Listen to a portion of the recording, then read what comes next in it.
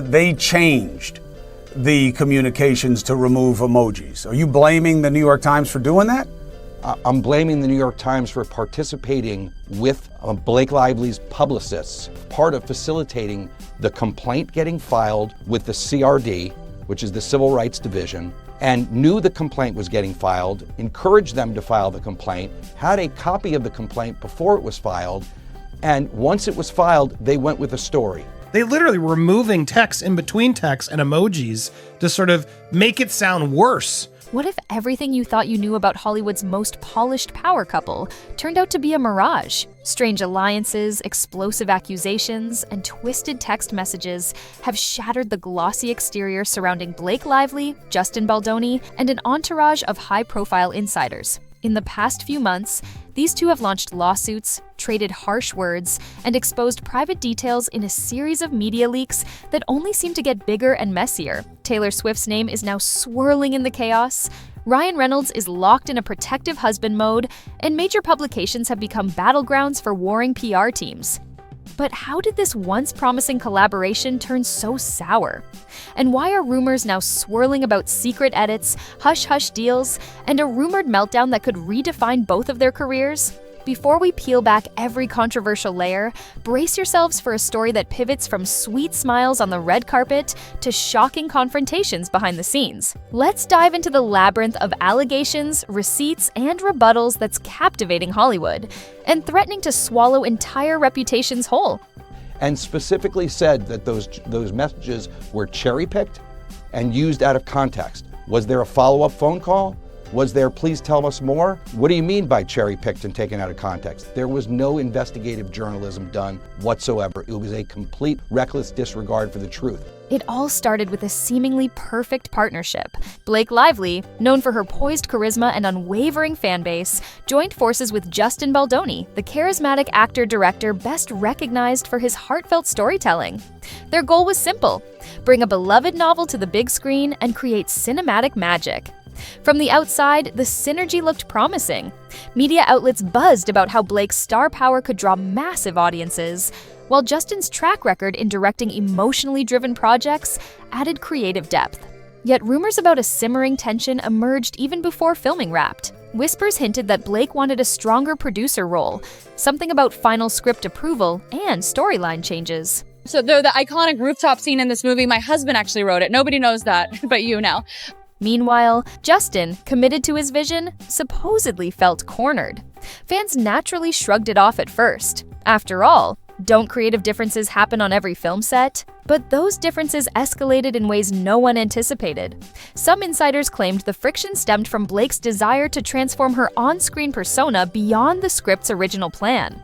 Others said Justin was too rigid, adamant about upholding his directorial decisions. Ultimately, the public had no inkling of the swirling drama, until legal documents began to leak and headlines splashed across the tabloids. That's when casual curiosity turned into an all-out feeding frenzy. Yet the question remains: who threw the first punch? Depending on whom you ask, each side blames the other for igniting this legal war. And if you suspect the truth might be buried somewhere in the middle, buckle up. The disclaimers, redactions, and surprising cameo by other A-listers are about to complicate everything. You know, someone asked me recently why this particular case has seized the world. It was just a perfect act of evil that was almost executed in broad daylight. The press was complicit. They almost got it done. And why was that, Chris? You know why that was. Because Blake Lively and Ryan Reynolds are who they are. One day, fans woke up to news that Justin Baldoni had filed a hefty lawsuit, reportedly worth multiple millions of dollars, aimed not just at a media outlet, but at Blake herself. What in the world could trigger such a drastic move? According to Justin's camp, he was fed up with months of character assassination, orchestrated by Blake's PR machine. They accused the actress of weaponizing rumors to discredit him, overshadowing his creative contributions, and tarnishing his professional reputation. More startlingly, Justin alleged that Blake had manipulated or selectively edited their text. Of course, Blake didn't stay silent for long. Almost immediately, she countered with her own legal filing, leveling grave misconduct accusations at Justin. She alleged a pattern of intimidation, boundary-crossing behavior, and attempts to discredit her in the press. Publicly, she portrayed herself as a victim fighting back, someone who'd been mistreated but refused to stay quiet. Then came the avalanche of additional lawsuits. Suddenly, it wasn't just Justin versus Blake. The New York Times, once considered the beacon of reputable journalism, found itself under fire for allegedly colluding with publicists to spin a salacious story. They literally were removing text in between text and emojis to sort of make it sound worse. They changed the communications to remove emojis. Are you blaming the New York Times for doing that? I'm blaming the New York Times for participating with Blake Lively's publicists, part of facilitating the complaint getting filed with the CRD, which is the Civil Rights Division, and knew the complaint was getting filed, encouraged them to file the complaint, had a copy of the complaint before it was filed, and once it was filed, they went with a story. Separate complaints targeted Ryan Reynolds' involvement, insinuating that he also orchestrated negative press behind the scenes. The entire ordeal quickly ballooned into a multi-front conflict, complete with allegations of leaked documents, hush money attempts, and clandestine meetings in penthouse suites. If this all sounds like over-the-top drama, that's because it is. Both parties insist they're telling the unvarnished truth, but their stories are often contradictory. Many speculate that some of the accusations are designed purely to maintain the upper hand in the public eye. After all, in the cutthroat world of Hollywood, controlling the narrative can be half the battle, but even the most sensational lawsuits need evidence to stand on solid ground. That's where leaked communications, text messages, and email threads come into play. But we'll see what the documents actually say, because that's what we have are documents. Documents actually don't lie. People do. And it's important that everyone sees all of the documents that are involved in the case, because there are people that have been destroyed as a result of the allegations that have been made so far in this case. When the headlines first erupted, every corner of the internet wanted to know one thing. Were those text messages real or doctored? According to Blake, certain private exchanges proved that Justin had orchestrated a campaign to tarnish her image. She cited messages discussing strategies to plant negative stories, undercut her credibility, and coordinate with high-profile tabloids. Blake swore that the tone of these texts made it clear this was a choreographed attack. Yet Justin's legal response was swift and relentless. His team claimed that Blake cherry-picked quotes, removed context, like emojis or sarcasm, and presented them as bombshell admissions of guilt. One message, for instance, read like Justin's team was praising a scathing article about Blake's alleged missteps, but Justin countered that it was clearly tongue-in-cheek, never intended as malicious. Another text thread apparently showed Justin's panic over a potentially defamatory TikTok. According to him, it was proof of his innocence. He was shocked anyone could think he orchestrated harmful leaks. Where does the truth lie? It might help to look at how major news outlets got entangled. The New York Times, as Justin claims, published a story they knew was slanted in Blake's favor. He insists that he and his associates repeatedly warned the Times that certain facts were untrue, but the paper allegedly ran with it anyway. Why? Justin's lawsuit accuses them of conspiring with Blake's publicist, hinting that the Times had something to gain by fueling controversy. The Times, of course, denies any unethical collaboration. Is it all sensational spin? Perhaps. But there's no denying the potent weaponizing of public perception. Given how swiftly stories spread online, every text message or half-baked rumor can become evidence in the court of public opinion. Still, the saga doesn't stop with jilted phone calls and media outrage. Blake's personal life quickly became a focal point as well, bringing her husband Ryan Reynolds into the crosshairs, and with him, an entirely new set of allegations. And Blake Lively's PR team wants us to know that everything that's happening right now is hurting Blake's feelings. Blake Lively sources say Justin Baldoni lawsuit is causing her and Ryan Reynolds severe anguish. In that article, we're told that Blake Lively is quote unquote emotionally zapped. As soon as Blake's conflict with Justin escalated, Ryan Reynolds emerged to defend his wife. Known for his witty social media persona, Ryan typically keeps a lighthearted front. But if the rumors are true, he was anything but playful during closed-door meetings about the film. One insider recounted how Ryan confronted Justin after discovering he'd asked about Blake's weight with a trainer. Justin insisted he only needed that info for a physically demanding lift sequence, but the rumor mill labeled it body shaming, stoking Ryan's anger. Blake, apparently outraged by the entire conversation, confided in her husband about feeling humiliated and objectified. Ryan's response? He was said to have stormed the set, demanding that Justin apologize. According to Justin's team, the situation was blown out of proportion. They claim the trainer's data was purely about safety, but in the climate of mutual distrust that had already formed, the story got twisted and quickly escalated. That wasn't the only cameo Ryan made in the unfolding saga. Reports emerged that he'd been quietly rewriting scenes on set, effectively sidestepping the usual protocol. In typical productions, star actors rarely have final say, but with Blake pushing for more influence, Ryan's involvement carried weight. Whether he was actually meddling or simply championing his wife's creative vision is up for debate. Either way, these acts soured Justin's relationship with the couple further. Despite the intensity, this is still Hollywood, where tensions can heighten in a heartbeat and fizzle out just as quickly. Would the drama have ended here if not for one monumental twist? Possibly, but the sudden mention of Taylor Swift thrust the conflict into a far larger spotlight, riddling it with new conspiracies. Taylor Swift was always known to share a warm friendship with Blake Lively. Fans adored their close-knit bond, often spotting them together at concerts or enjoying holiday gatherings.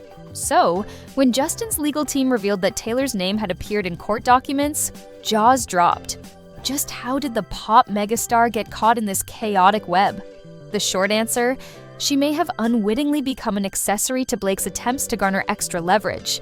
Allegations surfaced that Blake had named Taylor as one of her dragons, boasting that if push came to shove, she had extremely influential friends backing her side of the story. One rumor suggests Blake even orchestrated a chance encounter, timing Taylor's arrival at her penthouse right after a tense meeting with Justin. If that's true, it could mean Blake was subtly using Taylor to prove her star power in alliances. Talk about next-level intimidation. At first, many assumed Taylor was on Blake's side, no questions asked. But as the situation spiraled, insiders whispered that Taylor might be distancing herself from the fiasco. The last thing the singer would want is to be implicated in a multi-million-dollar lawsuit. She's navigated her own share of controversies in the past, often defending her personal life and artistic choices with fierce independence. So the suggestion that she was somehow a secret weapon in Blake's corner may have left a sour taste in her mouth. On top of that, rumors about withheld invitations and behind-the-scenes snubs at major events, like the Super Bowl, began swirling. Some said that Taylor, fed up with the drama, kept Blake off the VIP list. Others claimed Blake wouldn't have dared overshadow her friend even if invited. Regardless, the biggest concern for Swift is being dragged into a messy entanglement she never agreed to, especially with Justin threatening to name any relevant witnesses in depositions. Now, as fans wonder where Taylor stands, the tension only amplifies. Was Blake's mention of Taylor merely posturing, or did she genuinely believe the pop superstar would publicly defend her? That remains an open question. Meanwhile, the lawsuits rage on, and with every fresh court filing, new pieces of the puzzle emerge, some of which are downright bizarre. Brian Friedman needs to get this girl on the stand yesterday. I am telling you, he needs to depose Taylor Swift because she knows something. What it signals to me is that she maybe knew that Blake and Ryan were orchestrating a plan in order to take over this movie. I can tell you this, anyone that can provide evidence in this case is going to be deposed. That's for Taylor sure. Swift. She was there for that meeting. Okay, well, I'm a lawyer. I know what that means. It's not often that on-set mishaps balloon into major legal battles, but here we are. Perhaps the strangest allegations center around personal boundaries and adult materials. Blake accused Justin's collaborator, Jamie Heath, of tricking her into watching a video she believed to be explicit content, which turned out to be footage of his wife in labor. She described it as unsettling. Jamie countered that it was a purely emotional, family-oriented video that got taken out of context. The truth? Likely somewhere in the murky middle, but that's only scratching the surface. Blake also insisted that Justin and Jamie would barge into her trailer unannounced, at times catching her in compromising moments, changing outfits or nursing. She portrayed it as an invasion of privacy, reinforcing her claims of being harassed on set. Justin's side painted a drastically different picture, citing text messages where Blake explicitly invited him over to discuss script lines, even while pumping. They alleged she twisted those interactions to make herself appear victimized. Additionally, claims of forced romantic scenes took center stage. Blake accused Justin of imposing intense kissing shots and personal space violations that made her uncomfortable. But Justin responded with text receipts indicating that Blake often missed meetings with their intimacy coordinator, meetings designed to map out boundaries and ensure everyone felt safe. He argued that he was left with no option but to discuss those sensitive scenes directly with her. Neither side has budged an inch on who's ultimately at fault. One of the largest bombshells from Justin's camp revolves around behind-the-scenes footage capturing Blake and Justin in seemingly harmonious banter, far from the tense standoffs that Blake described, joking about makeup, teasing about the smell of perfume, and collaborating on how to stage certain shots. In Justin's view, it's undeniable proof that Blake's stories of discomfort may be more calculated than genuine. Yet in the era of social media, a clip can be interpreted 1,000 ways. Could the atmosphere have turned toxic off-camera, or did Blake's perspective change after certain power struggles emerged? I will happily participate in releasing any further leaks that they have because the truth should be out there. What does she have to fear if she's telling the truth? The heart of this entire conflict might be creative control. At the outset, Justin Baldoni was the designated director, and presumably, he'd steer the project from start to finish. But after acquiring producer credits, Blake Lively started pushing her vision at every turn. According to Justin, Sony heavily favored her editorial choices. He alleged that his own hired editors were barred from seeing Blake's versions of the film. He recalled a text message from a colleague that confirmed the no access order, leaving him stunned. So the editors and the director can't see the actress's cut. Understood. Whether you side with Justin or Blake, there's no denying the tension that arises when star power meets directorial authority. Some argue it's normal for big-name actors to request changes or provide input, but rarely to the extent of overtaking the editing process. Others claim Justin was simply resistant to collaborative efforts, forcing Blake to go around him to make her case. Both perspectives have vocal supporters among fans and industry insiders. What's irrefutable is the environment of chaos that consumed production. Constant script rewrites, daily outfit changes, and last-minute demands reportedly cost the studio time and money. Morale dipped among crew members who didn't know whose directives to follow. The friction escalated to the point that any minor disagreement could ignite a bigger fight. Then throw in Ryan Reynolds as an unofficial script doctor, plus Blake's references to her powerful connections, and you've got a perfect storm of egos and ambitions colliding. In the final cut, Justin felt his creative vision was diluted. Blake might have felt she saved the film from being stale. Sony seemingly sided with the bigger star, fueling Justin's bitterness. As the tension pushed both sides to the edge, lawsuits became almost inevitable. But no one expected the situation to spill into the public in such a dramatic, all-encompassing manner. And it's not over yet. Where do things stand now? Justin is pushing forward with an aggressive lawsuit, claiming defamation, conspiracy, and multi-million-dollar damages.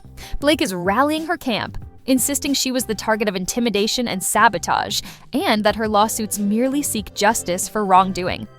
Ryan's protective instincts remain high, while Taylor Swift might be taking a considerable step back, not wanting her brand dragged into legal fiascos. Hollywood watchers are asking, is Blake on a path that echoes other notorious Tinseltown breakdowns?